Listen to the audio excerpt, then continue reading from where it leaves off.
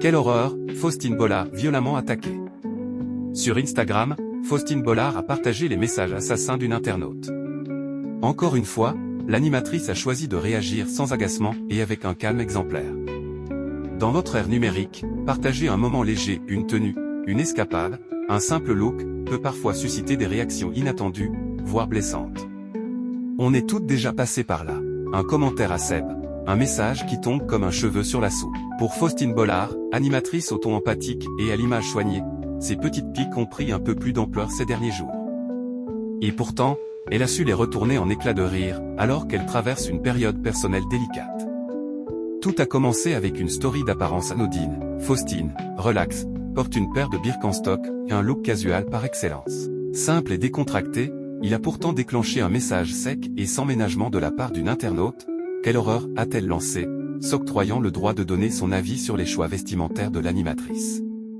Comme si la première remarque ne suffisait pas, la même personne a récidivé quelques instants plus tard en analysant une autre story publiée par Faustine. Cette fois, la célèbre animatrice qui est maman de 2 enfants, a reçu une critique encore plus maladroite sur son apparence, déjà bien marquée. Tu attention au soleil. Une phrase doublement insultante, à la fois gratuite et centrée sur le physique.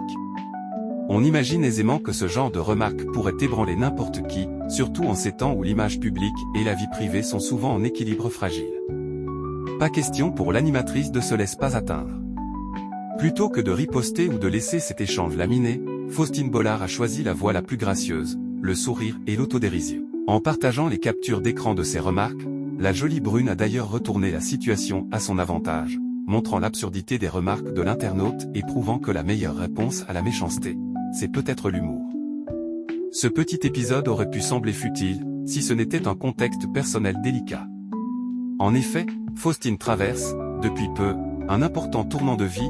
Elle vit une séparation avec l'écrivain Maxime Chatham, avec qui elle a partagé 15 années et 2 enfants. Apprendre à naviguer entre vie publique et apaisement personnel est un défi, et recevoir des piques pour quelques crocs, dans ce cadre, aurait pu être le grain de sable qui fait tout déborder l'émotionnel.